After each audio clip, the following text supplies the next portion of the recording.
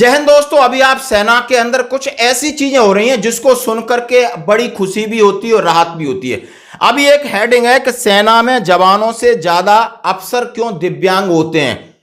CAG ने army pension पर कह दी बड़ी बात। मतलब एक बड़ी रिपोर्ट आई कि सेना में ज्यादा जवान काम करता है, ग्राउंड पे दौड़ता है, भागता है, ड्यूटी देता है, तो डिसेबिलिटी उनकी कम है लेकिन अफसरों की डिसेबिलिटी ज्यादा है। अफसर डिसेबिलिटी पेंशन ज्यादा ले रहे हैं, जबकि ये बीपीटी पीपीटी सबसे नदारद रहते हैं। आपने देखा होगा अभी बीपीटी पे शिकंजा कस रहा है, कभी पीपीटी पे शिकंजा कस रहा है, कभी मेडिकल पे शिकंजा कस रहा है, कभी ओबेसिटी पे शिकंजा कस रहा है। यानी ये चीज कहां से शुरुआत हुई है और कहां से अफसर के पीछे चाबी लगाने का काम किया है, ये सरकार और एमओडी जाग चुकी है।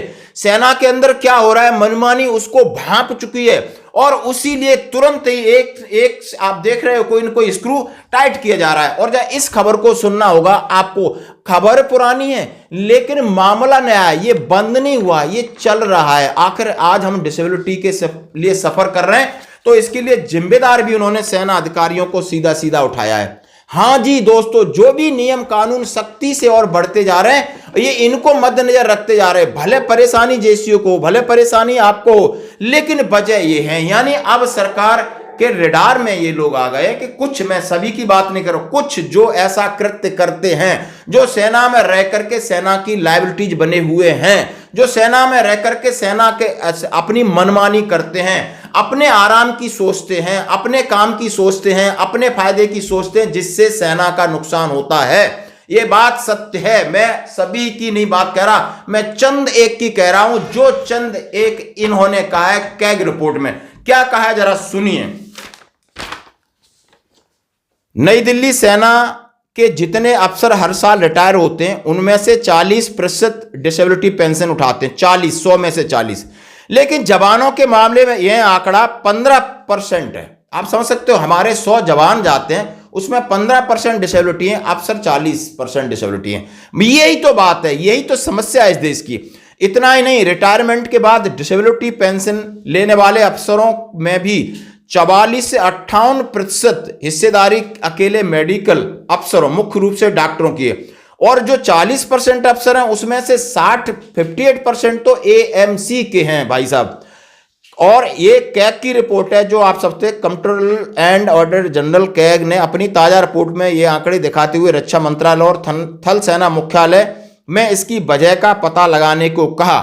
कैग की रिपोर्ट संसद में पेश की गई। कैग ने रक्षा मंत्रालय आर्मी हेडक्वार्टर को किया सचेत। अब कैग है जो सीएजी है, अपने कंप्यूटर ऑडिटर जनरल हैं कैग, उन्होंने जो अपनी रिपोर्ट दी है इसके लिए जरा देखते हैं क्या कहा है, सुन के खुशी होगी। कैग ने डिफेंस मिनिस्ट्री और आर्मी हेडक्वार्टर से इस बात का पता लगाने को कहा कि आखिर रिटायरमेंट के बाद डिसेबिलिटी पेंशन लेने वाले अफसरों, खासकर मेडिकल अफसरों की इतनी बड़ी तादाद का कारण क्या है। रिपोर्ट कहती है रिटायरमेंट के बाद डिसेबिलिटी पेंशन लेने वाले 22% अफसर अधिकारी की श्रेणी से नीचे वाले 13% कर्मियों की तो जीवन शैली से जुड़ी समस्याएं, मसलन हाइपरटेंशन, टाइप 2 डायबिटीज आदि के आधार पर फायदा किया जा रहा है। कैग ने कहा है कि मंत्रालय डिफेंस फोर्सेज लाइफस्टाइल से संबंधित बीमारियों सहित डिसेबिलिटी के प्रमुख कारणों का सही विश्लेषण करने के लिए सभी जरूरी सूचनाओं का एक कंप्लीट डाटाबेस तैयार करे ताकि जरूरत पड़ने पर संभावित सुधार के कदम उठाए जाएं।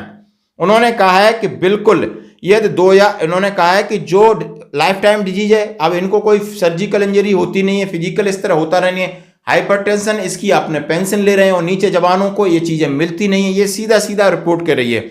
आंकड़े जरा सुन के चौंक जाओगे। 2015-16 से 2019-20 में रिकॉर्ड खंगालने के बाद रिटायर्ड हुए कुल 6,388 अफसरों में से 2,446 अफसरों को डिसेबिलिटी पेंशन का हकदार माना गया। इस दौरान अफसर के निचले रैंक के पीबीआर यानी जेएसयू जवान 2.98 लाख, करीब 3 लाख कर्मी रिटायर्ड हुए। इनमें से मात्र 48,000 कर्मियों को डिसेबिलिटी पेंशन की स्वीकृति दी गई। उधर 683 मेडिकल अफसर में से 345 ये पेंशन पास हो गई।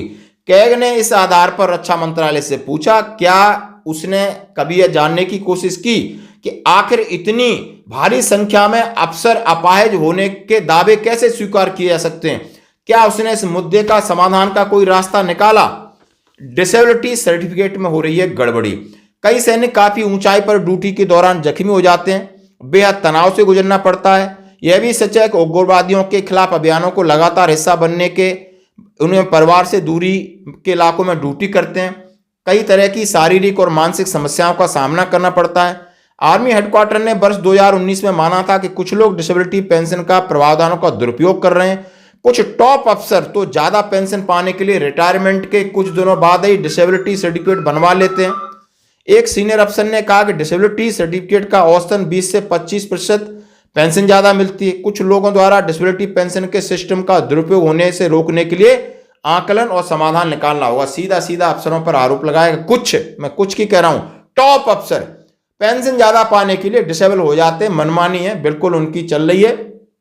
वो आरोपी भी लो भाई, डिसेबिलिटी पेंशन लो, मर्जी से लो, मतलब आपका राज्य है, आप कुछ भी कर सकते हो, क्योंकि कानून जो है वो गरीबों के लिए होता है। आप कानून, आपके हिसाब से कानून चलता है, तो आपकी मर्जी थी, आपने चला लिया।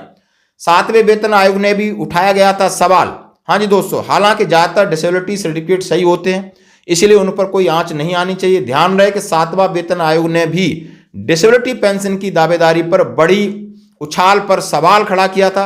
खासकर सीनियर रैंक्स में कुछ रिटायर्ड आर्मी अफसर कैग रिपोर्ट की आलोचना करते हैं। उनका कहना है कि कैग बेकार में उंगली उठा रहा है। एक रिटायर्ड अफसर ने कहा कि अफसर अपने उम्र के 5वें दशक में रिटायर करते हैं, जबकि सैनिक 3रे दशक में करते। साफ है कि जवानों के मुकाबले ज्यादा उम्र होने की वजह से अफसर अधिक समस्याओं के भी शिकार होते हैं।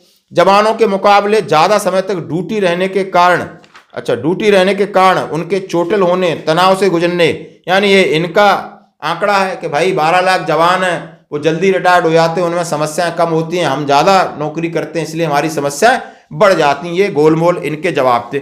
आप समझ सकते हो कि भाई बहुत चीजें आपने देखा होगा, सहायक प्रथा के ऊपर देखा होगा, अभी वर्डिक्ट निकला है, लाइफ टाइम डिजीज के ऊपर निकला है, फिजिकल फिटनेस के ऊपर निकला है, मेडिकल फिटनेस के ऊपर लगा है, धड़ाधड़ निकल रहे हैं, यानी धड़ाधड़ सुधार तो हो रहा है, दिख रहा है, और उसकी सुगबुगाहट शुरू हो गई। हम इसका स्वागत करते हैं कि यानी भारतीय सेना देश की शान, बान और शान है। ये चुस्त, दुरुस्त और ईमानदार रहे, सब मिलकर रहें और इस देश को आगे बढ़ाएं। हम इसी कल्पना के साथ ये वीडियो बनाते हैं। बाकी मेरा कोई ऐसा उद्देश्य नहीं मैं किसी को हर्ट करूं।